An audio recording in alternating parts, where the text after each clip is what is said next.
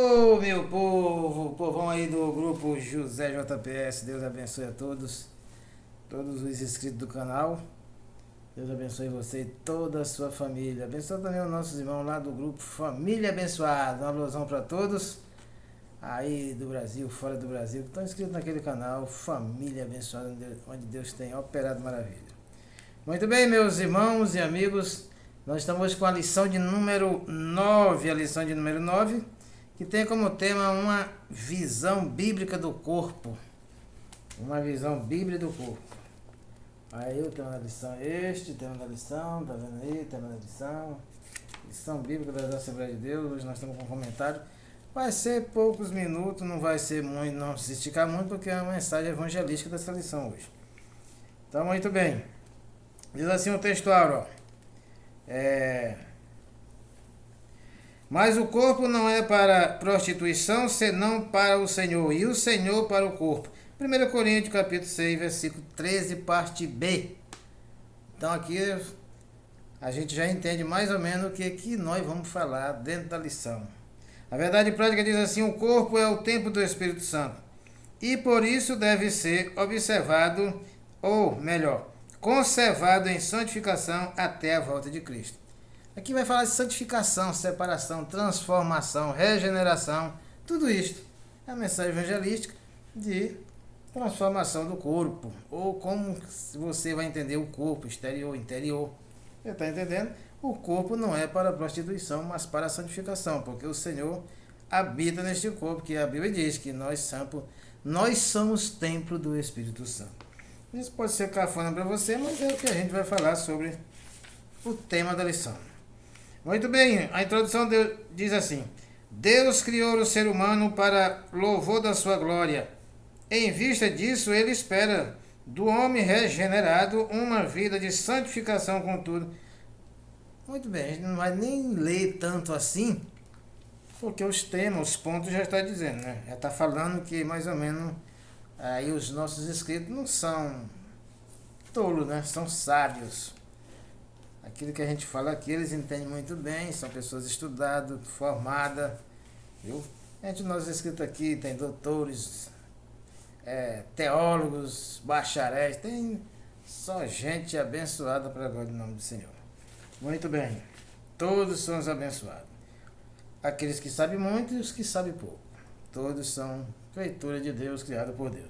Muito bem, então, a vida é uma vida de santificação. Deus espera que ele seja louvado pelo homem regenerado por ele, né?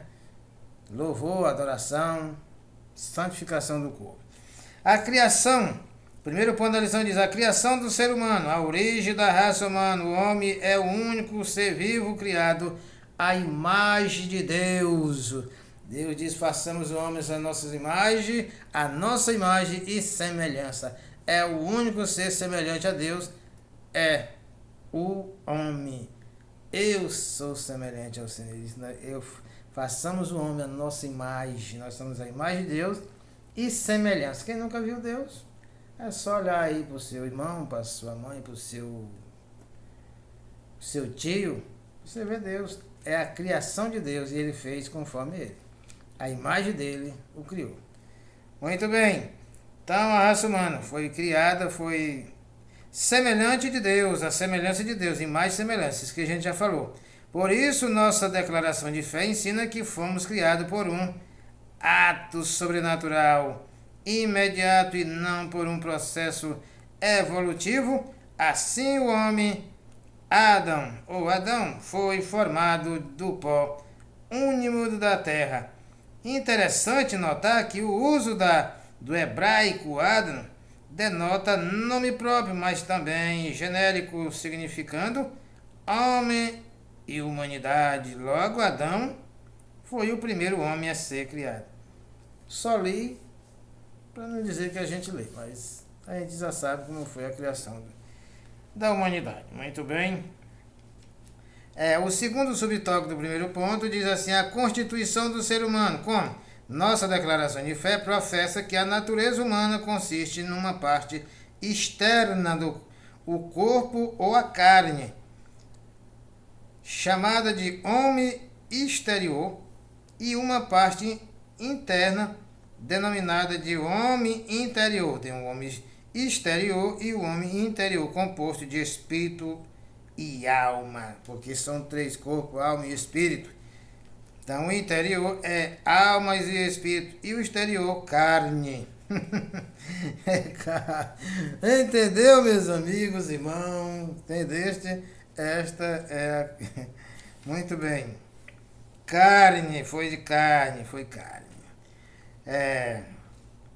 O terceiro ponto diz assim, o terceiro subtópico da lição do primeiro ponto: queda e restauração do homem. A Bíblia revela que todas as áreas do nosso ser foram afetadas pelo pecado, conforme a teologia sistemática. Então, este ponto aqui, a gente já começa falando que foi afetado quando Adão pecou, depois da criação, que Deus criou o homem. O Adão pecou, então foi afetado a criação, foi afetada. O homem foi afetado, ficou destituído da glória de Deus, porque pecou, transgrediu os mandamentos, transgrediu o mandamento de Deus. Então agora precisa de uma restauração. E essa restauração só quem pode aplicar no homem se chama Jesus Cristo. Ele que morreu na cruz do Calvário, veio para cumprir a lei, cumpriu a lei por nós e terminou sendo morto, mas ao terceiro dia ressuscitando para nos dar vida e vida eterna. Porque o homem, depois da queda, precisava de que alguém pagasse um alto preço pela sua restauração. E esse pagamento quem pagou foi o nosso Senhor Jesus Cristo. Então hoje o homem pode ser restaurado através do sangue do Cordeiro, que é Jesus. Muito bem? Então a queda e restauração humana. Muito bem. Constituição de três substâncias. Se o ser humano for afetado em um elemento de sua constituição humana, ele terá afetado inteiramente. Nossa perspectiva, a vida espiritual não pode estar desassociada de seu corpo. Glorificai, pois, a Deus no vosso corpo e o vosso espírito, os quais pertencem a Deus. Muito bem, meus irmãos, isso aqui é só uma reflexão, é só um comentário. Nós vamos aprendermos mais profundamente a lição lá na classe de escola bíblica dominical da sua igreja, da sua congregação. Aqui é só para nós abrir a mente e entrar na escola dominical, na classe no domingo, com a mente mais aberta, mais avivada para fazer pergunta para o seu professor, para ver se ele está atualizado, se ele está mesmo capacitado para estar na frente da classe, ok? Então, enquanto eu ensino aqui, enquanto eu faço o comentário aqui, a sua mente, o Espírito Santo vai abrir na sua mente aí, você que está assistindo, e aí você vai surgindo outros argumentos, outros estudos dentro daquilo que a gente está falando. É assim que você quer? Pois é. Às vezes quando eu estou ouvindo uma pregação na igreja, naquela pregação, Deus está me dando outra pregação. Está entendendo? Então é assim que se aprende. Muito bem, o segundo ponto da lição tem como tema, o título é a visão bíblica do corpo. Qual? Primeira parte, exterior do homem. A primeira parte, exterior do homem. O termo corpo, grego, soma, naturalmente, normalmente identifica a parte exterior do ser humano. O termo carne, do grego sarx, né? Quando se refere ao homem físico, inclui a sua dimensão exterior. Ambos os termos indicam a parte visível e material da natureza humana. O corpo é involúcro da parte imaterial do ser humano. Ele envelhece e morre. A ocasião em que alma e espírito deixam a carne. Por quê? Geralmente é descrita em sentido negativo. Na minha carne não habita bem algum. Entretanto, esse tom despreciativo diz respeito à natureza pecaminosa do homem e não especificamente ao corpo físico. Assim sendo, nossa declaração de fé rejeita a ideia de ser o corpo uma prisão da alma e do espírito ou do ser inerentemente maus e insignificantes. Então, quando o corpo, o que ele quer dizer aqui? Visão a parte do corpo exterior. Quer dizer, o homem não especificamente o corpo. Quer dizer, quando o homem morre, quer dizer, há uma separação da alma e do espírito da carne. A carne volta ao pó e... Está entendendo? Templo do Espírito Santo, que é o segundo subtópico do segundo ponto. A Escritura declara que o corpo não é para a prostituição, senão para o Senhor. Isso significa que o corpo pertence ao Criador e a ele deve estar unido. Neste sentido, esta parte material do salvo deve ser santa e usada para glorificar a Deus. Em 1 Coríntios 6, lemos que os corpos dos salvos são, metaforicamente, membros do corpo de Cristo. Por isso, eles não devem praticar atos imorais. Aqui o cristão é exortado a não pecar contra o próprio corpo, pois um resgate de alto preço foi pago por Cristo. Muito bem, irmão. Vamos parar aqui um pouco aqui nesse ponto aqui. Como foi pagado um alto preço, agora você é de alguém. Jesus comprou você pelo alto preço. Foi caríssimo. Então, o que a Bíblia diz? Santificação. A santificação. Templo do Espírito Santo. Ele não pode pecar, ele não pode fazer nada de mal, nada que venha danificar o corpo, nada que venha contaminar o corpo.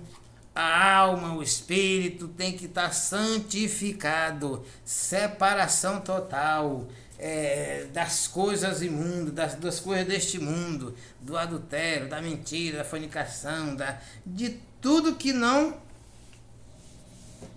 edifica. Alguém diz, mas Deus só quer o coração. Mas aqui não está falando de coração, aqui está falando de corpo, alma e espírito. Corpo, alma e espírito. Corpo, alma e espírito. Entendeste? Então, eu sou o corpo de Cristo. É santificado, é separado, é regenerado, purificado. Então, se for, então muito bem. Agora, se não for, não é corpo de Cristo. Entendeu? Não está santificado. Não está separado. Mas eu já aceitei Jesus. Aceitar Jesus todo mundo aceita. Agora viver o que Jesus mandou fazer e pediu. Esse é que é o problema. Esse é que é o problema. E ele diz, ser santo como um Pai que está no céu. É santíssimo. No caso nosso tem que ser separado. Santificado para a glória dele. Entendeu? Foi o que eu li aqui.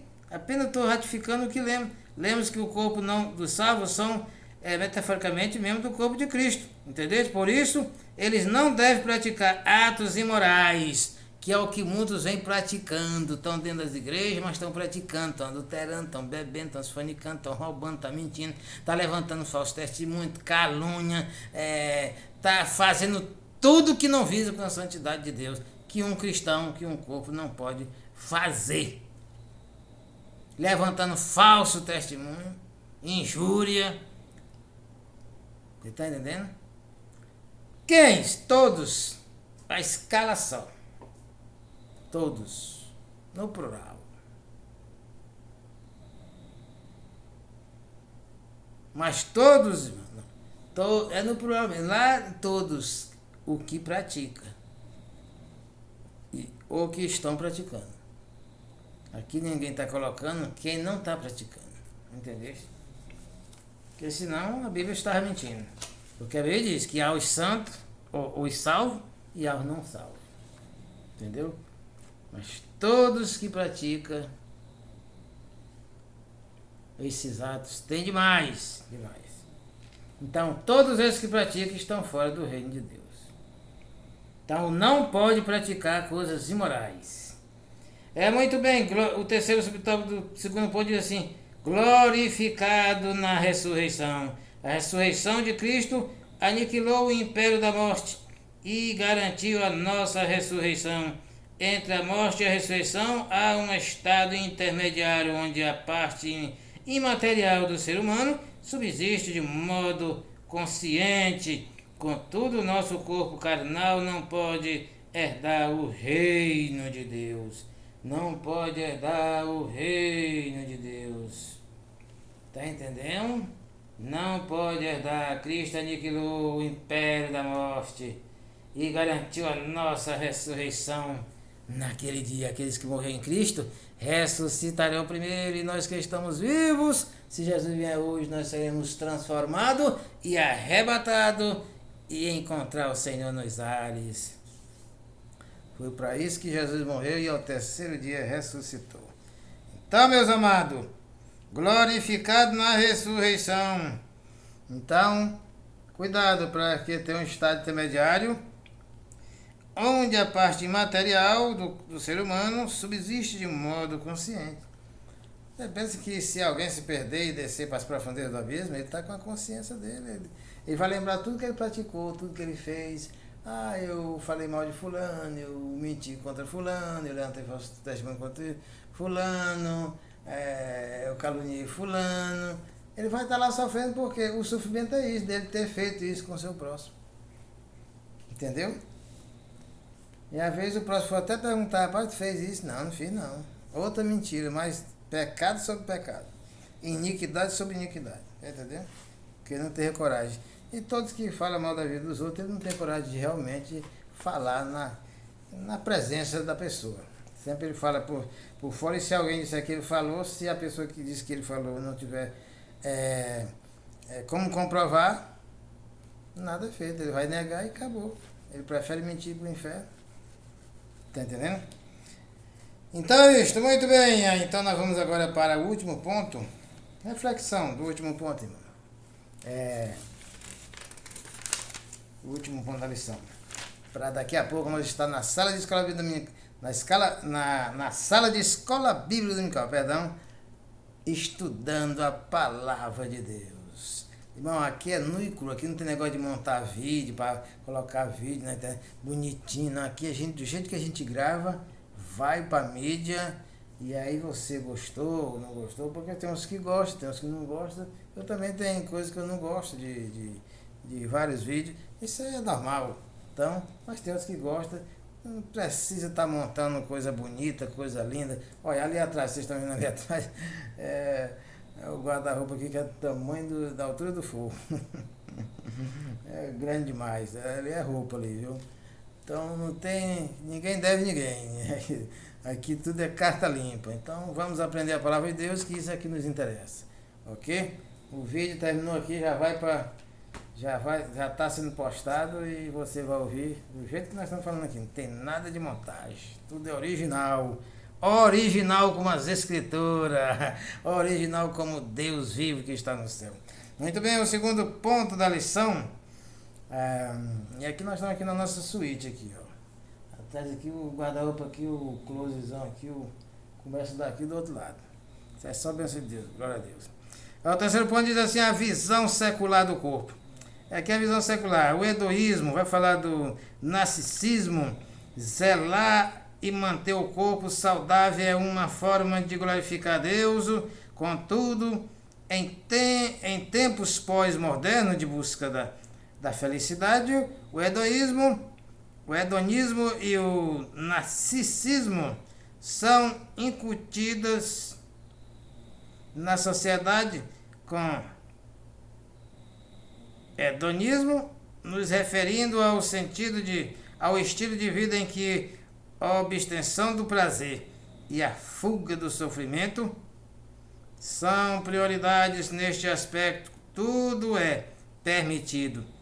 Com narcisismo, aludimos ao amor excessivo que uma pessoa tem por si própria. E a Bíblia condena o amor amante de si mesmo, né? Já é uma contradição. De acordo com essa abordagem, refere-se a indivíduos que, se de modo insensato, persegue o corpo ideal por meio da boa estética a qualquer custo e se porta com ostentação em busca de autorrealização e de ser admirado. Em oposição a essa cultura, Paulo ensina: todas as coisas me são listas, mas nem todas as coisas me convêm. Todas as coisas me são listas, mas nem todas as coisas convém a você fazer. Eu posso fazer tudo se eu quiser. Se Deus permitir, eu faço. Mas convém? Me edifica, me santifica, me torna um homem regenerado, santificado, preparado por Deus para quando a trombeta tocar, nós desaparecer daqui? Eis aí a pergunta. Responda para si mesmo e peça a resposta de Deus. Muito bem. Erotização e libertinagem. Erotização e libertinagem. Ao formar o ser humano, Deus também criou a sexualidade. Portanto, não se trata de algo impuro. O pecado não está no sexo, mas na perversão de seus próprios dos seus propósitos. Nossa declaração de fé leciona que a relação sexual não é só para procriar, mas também para o prazer dentro dos limites do matrimônio e do uso natural do corpo. Muito bem, o sexo normal é normal e acabou, já estava normal. Agora saiu dos seus padrões, da sua legitimidade, aí se torna pecado, desvio dos mandamentos, fora da lei, das escrituras sagradas, aí se torna pecado. Viu? Então tem que tomar muito cuidado.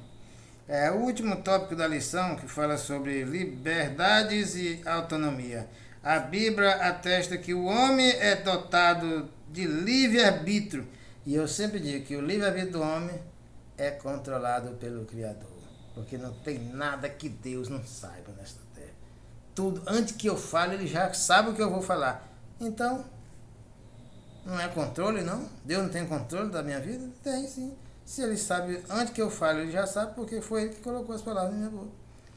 Esse disquete, ele coloca aqui um disquete aqui. Tem um disquete aqui, ó. Eu falei, Deus não sabia o que ia falar. Deus foi pego de surpresa. É heresia esse tipo de ensinamento. O meu livre-arbítrio é controlado pelo Criador, nosso Deus. Então, muito bem. Ateste o homem é atestado pelo livre-arbítrio. Isso indica autonomia para tomar as próprias decisões e se autogovernar. Somos livres, porém todos os nossos atos serão salvos no juízo divino. Serão alvos do juízo divino. Não obstante, no atual cenário de ideias seculares, promovem a banalização do corpo, o existencialismo ateu, por exemplo, afirma que para descobrir o sentido da vida, o homem deve usufruir da liberdade incondicional. Entendeu? Então é isso que eles querem. Mas não tem nada disto. Você é controlado por Deus. Eu queria fazer isso. Não fez por quê? Porque Deus não deixou. Porque quando às vezes o caminho do homem que ele escolhe é mau. E Deus não quer o seu mal. Então, tudo que você faz é controlado pelo Criador. Não existe isso. Dentro desse globo terrestre, dentro desse universo, Deus é que manda. E o nome dele é Jeová Jireh. Jeová Rafa. O Deus Todo-Poderoso, maravilhoso, Conselheiro, Príncipe da Paz, Deus Forte, Pai da Eternidade. É Ele. E nós estamos dentro dele. E quem comanda é Ele. E acabou.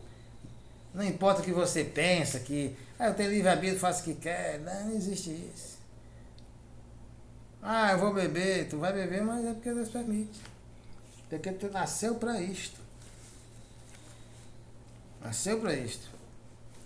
E pode ser que você tenha nascido para viver um tempo no erro e depois Deus lhe traz para ser salvo. Porque quem sabe, quando Deus lhe criou, ele já traçou o seu caminho e o final feliz. Mas tem aqueles que Deus traçou o seu caminho e o final infeliz. Ei? Isso aqui é teologia bíblica. Você não vai encontrar nas teologias seculares.